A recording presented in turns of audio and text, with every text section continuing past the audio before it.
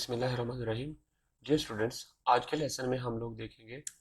हमारा जो टॉपिक है वो है ए 10.2 ही है, area of parallelogram and triangle. इससे रिलेटेड ही है और इसमें एक्चुअली हम पार्ट 2 को स्टडी करेंगे, जिसमें हम लोगों ने जो है एरिया ऑफ ट्राइंगल देखना है। जो एरिया ऑफ पैरेललोग्राम है हमने प्रीवियस लेसन में हमने देख लिया था, वो उस वीडियो में पढ़ा हुआ है। और इस उसके बाद इनसे रिलेटेड जो रियल लाइफ प्रॉब्लम्स है वो हम लोग देखेंगे, perimeter and area of square and rectangular reason, इसको देखेंगे। और ये इसके साथ साथ हम लोग इनसे रिलेटेड एक्सरसाइज और रिव्यू एक्सरसाइज ऑफ इस दिस यूनिट वो हम कंप्लीट करेंगे। तो चलते हैं हम अपने मेन टॉपिक की तरफ। हमारा टॉपिक 10.3 ही है, एरिया ऑफ ट्राइंगल। और इसमें देखिए, एसएलओ जो था वो वही हम लोगों ने किया था कि calculate area of parallelogram and triangle, but उसी का ये आगे कंटिन्यूटी है। पैरेललोग्राम वाला हमने कल कर लिया, प्रीवियस वीडियो में कर लिया था। अभी हम लोग जो है वो ट्राइंगल को देखेंगे। ट्राइंगल होती क्या है बेसिकली? एक जो ट्राइंगल है वो थ्री साइडेड जो है वो क्लोज फिगर है। जैसा कि ये ए बी सी डी है, एक ट्राइंगल है, इसकी साइड ए बी है और फिर बी सी है और फिर ए सी है। सो इसको देखते हैं। We know about triangle that it is a polygon having three sides and three angles. हमें इसके बारे में पता है, ये प्रीवियस क्लासेस में हम इसके बारे में रीड कर चुके हैं और इसके डिफरेंट टाइप्स को हमने देखा था, जिसमें इक्विलैटरल ट्राइंगल थी, आइसोसेलेस ट्राइंगल थी और स्केलर ट्राइंगल थी, और इसके साथ साथ राइट एंगल ट्राइंगल थी। और जो फिगर में है ये एबीसी ट्राइंगल, जैसा कि मैंने अभी आपको बताया है। एरिया ऑफ ट्राइंगल, एरिया को कैसे कैलकुलेट करना है? ये बिल्कुल हम लोगों ने उसी तरह कैलकुलेट करना है जिस तरह हम लोगों ने पैरेललोग्राम का एरिया देखा था। उसी में से, उसी एरिया में से हम लोग इसको ड्राइव करेंगे। कैसे? तो इस फार्मूला को देख ले। Consider a parallelogram P Q R which divides into two equal triangles Q R S. एक तो क्यू आर एस है और दूसरी पी क्यू एस है। जैसा कि ये हमारे पास पी क्यू जो है, ये ट्राइंगल है हमारे पास पी क्यू आर एस। ये साइड पी क्यू साइड है, फिर क्यू आर साइड है, फिर आर एस साइड है और पी एस साइड है। ये जो डायगोनल है ना, ये एस क्यू, ये इस ट्राइंगल को टू पार्ट्स में डिवाइड कर रहा है, टू ट्राइंगल्स में। इस तरह हमारे पास एक पी क्यू एस ट्राइंगल बन जाती है और दूसरी ट्राइंगल बन जाती है क्यू आर एस। और जैसा कि हम लोग एस से लेकर बेस पी क्यू की तरफ एक एल्टीट्यूड ड्रॉ करते हैं, जैसा कि हम लोगों ने पैरेललोग्राम के एरिया में किया था। देखिए, एरिया ऑफ पैरेललोग्राम का हमें पता था, बेस मल्टीप्लाई बाय हाइट था। So the area of a triangle PQS is half of the area of parallelogram। जैसा कि ये दोनों इक्वल पार्ट्स में हो गई थी, तो इसका मतलब क्या हुआ कि ये इनका जो एरिया है पैरेललोग्राम का, उसको हाफ मतलब यानी कि डिवाइड कर देंगे टू पार्ट्स में।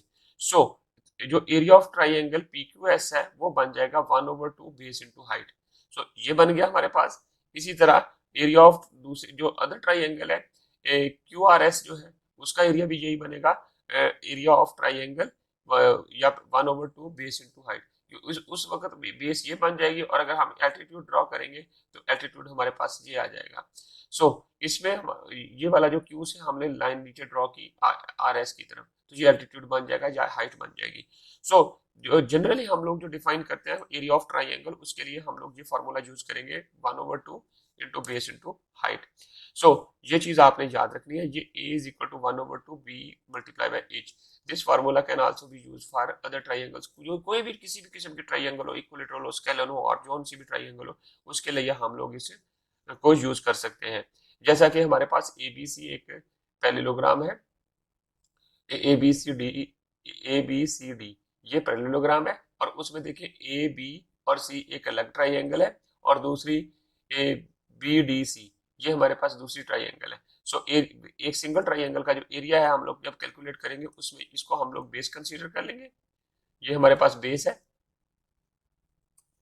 ये बेस बन गई, और ऊपर ये हाइट है। जो हमारे पास ये बन जाएगा area of triangle ABC, that is equal to 1/2 into B into H. So जब हम इनको दोनों को कंबाइन करेंगे तो ये हमारे पास पैरेललोग्राम बन जाएगी। सो एक चीज आपने याद रखनी है, जो की पॉइंट है, the height of the triangle is always measured at right angle to the base. जो हाइट है ट्राइंगल की किसी भी, उसको मेजर करने के लिए हम लोग उसका एल्टीट्यूड ड्रॉ करते हैं और बेस के साथ ही उसको राइट एंगल के ऊपर ही मेजर की जाती है। सो अब आ जाए एग्जाम्पल, इसकी काउंटर एग्जाम्पल देखते हैं। एग्जाम्पल 10.7 है हमारे पास। इसमें देखें, find the area of triangle having base length 12 centimetre and the height is 8 centimetre. आपने करना क्या है, सिंपल इसके अंदर आपने वैल्यूज जो है ना वो पुट कर देनी है। आपने क्या करना है, फॉर्मूला लिखना है और उसके अंदर वैल्यू पुट कर देनी है। बेस कितनी है, base length of triangle B जो है वो 12 सेंटीमीटर है। Perpendicular height of triangle H जो है वो 8 सेंटीमीटर है। अब एरिया ऑफ ट्राइंगल क्या है, हम फार्मूला यूज करेंगे, तो 1/2 बेस इंटू हाइट। तो हमारे पास क्या बन जाएगा, 1/2 multiply by B into H. ये आपके पास रिजल्ट, इसके ये आपके पास फॉर्मूला। इसके अंदर आपने बी जो है आपके पास 12 है और हाइट जो है वो 8 है। इनको हम लोग फार्मूला के अंदर पुट करके कैलकुलेशन कर लेंगे। तो कैलकुलेशन जब की हमारे पास 12 को 8 से मल्टीप्लाई किया तो 96 आ गया और डिवाइड कर दिया 2 के ऊपर तो 48 आ गया। So area of triangle is equal to 48 cm square centimetre square. अब इसी तरह पेरीमीटर है। पेरीमीटर के लिए आपने याद रखना है कि जो भी पेरीमीटर होता है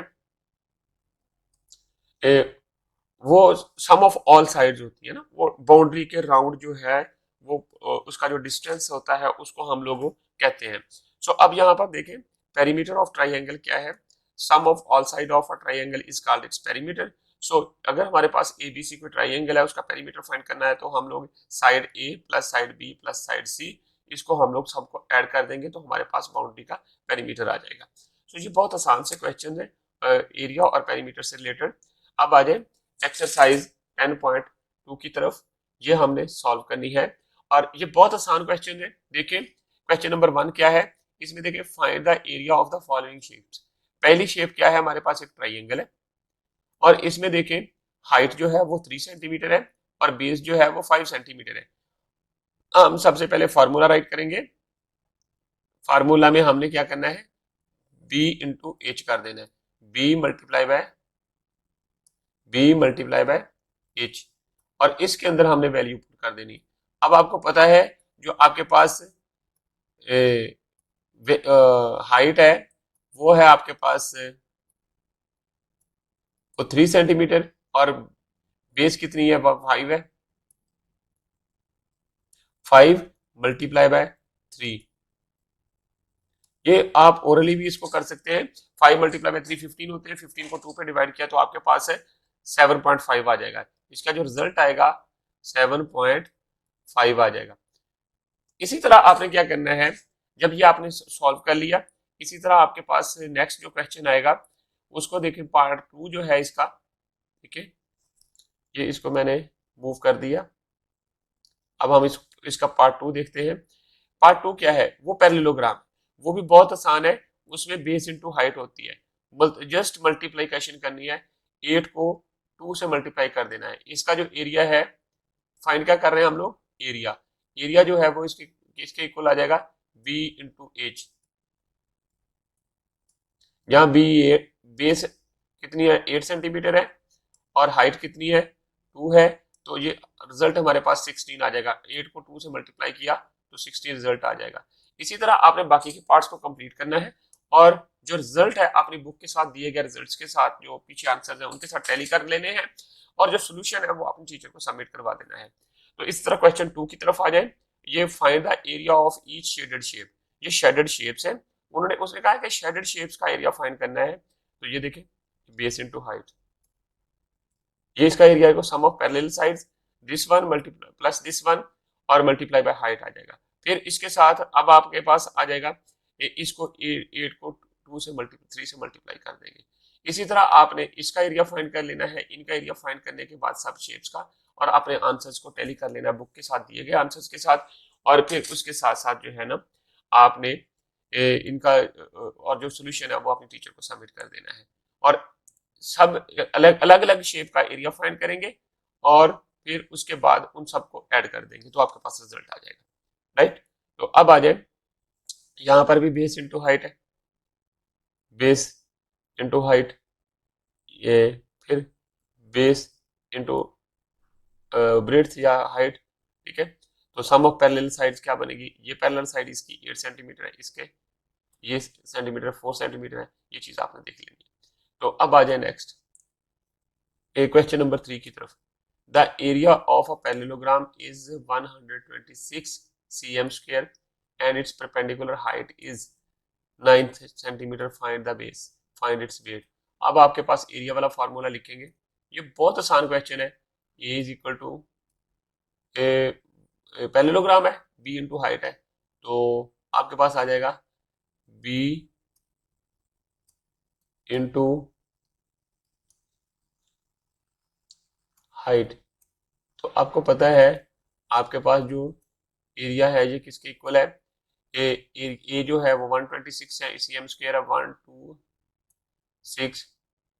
हाइट कितनी है आपके पास, बी आपके आपके पास गिवन नहीं है, ये फाइंड करना है। और हाइट कितनी है, ये आपके पास है 9 सेंटीमीटर, 9 cm।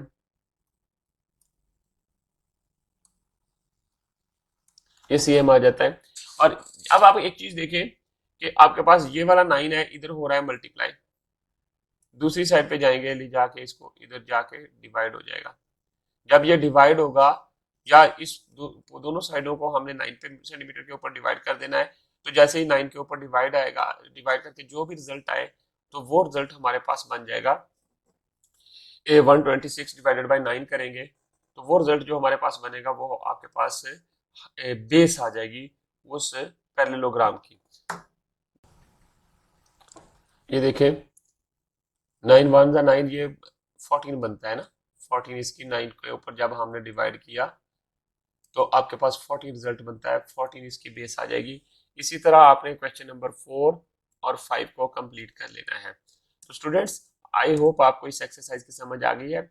जो सोल्यूशन है अपने टीचर को सबमिट करवाना है, जो एक्सरसाइज है, एक्सरसाइज के जो रिजल्ट्स हैं वो अपनी बुक के साथ दिए गए रिजल्ट्स के साथ टैली कर लेने हैं। अब आ जाए रिव्यू एक्सरसाइज 10 की तरफ। रिव्यू एक्सरसाइज 10 में क्या है, तो इसमें देखें, choose the correct option for the given 4 option of each part. जो क्वेश्चन 1 है, इसमें हर पार्ट के टोटल 10 पार्ट्स दिए हुए हैं और हर पार्ट के 4 ऑप्शन हैं, उसमें से आपने करेक्ट ऑप्शन चूज करना है। What is the formula for finding the perimeter of a square. क्या है formula, A is equal to P equal to 2s। और फॉर्मूला किस चीज का है, finding the perimeter of square, p equal to S square, p equal to 4s, p is equal to s plus S. ये 4s क्यों आएगा, क्योंकि square की जो है 4 साइड होती है, और वन साइड उसको 4 के साथ s को एक साइड को मल्टीप्लाई कर देंगे तो हमारे पास पेरीमीटर ऑफ स्क्वायर आ जाएगा। Which unit is typically use to measure a perimeter, कौन सा यूनिट पेरीमीटर को मेजर करने के लिए यूज होता है। सो स्क्वायर यूनिट है, क्यूबिक यूनिट है, लीनियर यूनिट है, और डिग्री है। पेरीमीटर के लिए unit typically use to measure perimeter, perimeter के लिए क्या यूज होती है, लीनियर यूनिट यूज होता है, क्योंकि स्क्वायर यूनिट भी नहीं यूज कर सकते, क्यूबिक भी नहीं यूज कर सकते, लीनियर एक सिंगल यूनिट यूज होता है। सो अब आ जाए, what is the formula for finding the area of the rectangle. Length multiply by width होगा या लेंथ मल्टीप्लाई बाय विड्थ होगा। So length multiply by width जो है हमारे पास plus L multiply by W, ये आ जाएगा, ये पेरीमीटर डी ऑप्शन आ जाएगा। सो आगे आ जाए, which unit is typically use to measure area, area के लिए क्या यूज होता है, स्क्वायर यूनिट होता है, ये ए ऑप्शन। इसी तरह what is the main difference between perimeter area, तो पेरीमीटर जो होता है वो लेंथ ऑफ बाउंड्री होती है, टोटल लेंथ ऑफ बाउंड्री, और space occupied by the boundary, that is the area. So अब हम लोग देखते हैं इन ऑप्शन में से कौन सी है। Perimeter measure the inside space while area measure the boundary, this is wrong। perimeter measure the length around an object while measure area measure the space inside, ये बी पार्ट ऑप्शन ठीक है, क्योंकि space inside boundary होता है और boundary की total length जो है वो ऑब्जेक्ट के अराउंड होती है। Perimeter measure the surface area, ये भी गलत है। पेरीमीटर मेजर द हाइट, ये भी गलत है। सो ऑप्शन बी जो है इज करेक्ट। इसी तरह आपने ऑप्शन पार्ट जो है 6 7 8 9 10 11 और 12 कंप्लीट कर लेने हैं, और इनमें से हर जो करेक्ट ऑप्शन है वो चूज करना है, और फिर अपने आंसर को बुक के साथ दिए गए आंसर्स के साथ टैली करना है। क्वेश्चन नंबर 2, इसमें शॉर्ट आंसर्स आपने करने हैं हर क्वेश्चन के। क्या है, what is the formula for finding the perimeter of square, 4s। बहुत आसान आसान क्वेश्चन है ये आप इजीली क्विकली इनके आंसर्स दे सकते हैं। इसी तरह आपने 9 पार्ट तक इनको कंप्लीट करना है। क्वेश्चन नंबर 3 लॉन्ग क्वेश्चन है। The length of a rectangular garden is 20 metre and its width is 12 metre. Calculate the perimeter and area. दोनों चीजें कैलकुलेट करनी है। पी के लिए हम लोगों ने एरिया के लिए लेंथ मल्टीप्लाई बाय ब्रेड्थ कर देना है। पी के लिए हम लोगों ने क्या करना है, 2 multiply by P plus length plus breadth, ये आपने कर देना है। एल प्लस डब्ल्यू या B, B for breadth, W for width, दोनों का सेम ही मतलब होता है। तो आपने इनमें वैल्यूज पुट कर देनी, आपका आंसर आ जाएगा। और लेंथ मल्टीप्लाई बाय ब्रेड्थ करेंगे तो आपके पास एरिया आ जाएगा। सो इसी तरह आपने पार्ट 9 तक ये सारे क्वेश्चन कंप्लीट कर लेने हैं। अगर किसी क्वेश्चन की आपको समझ नहीं आती वीडियो को देखकर, तो फिर आपने क्या करना है, मेरे से कमेंट्स में पूछ लेना कि कौन सा क्वेश्चन है, तो मैं उसका सोल्यूशन आपको भेज दूंगा। तो स्टूडेंट्स, अब इसके एट द एंड जो है हमने समरी दी हुई है एक्सरसाइज के एंड के ऊपर, ये आपने इनके मेन की पॉइंट्स देख लेने हैं। आई होप आप लोगों को आज के लेसन की समझ आ गई है। इंशाल्लाह हम लोग नेक्स्ट लेसन में दोबारा मिलेंगे विद न्यू एस। तब तक के लिए अल्लाह हाफिज।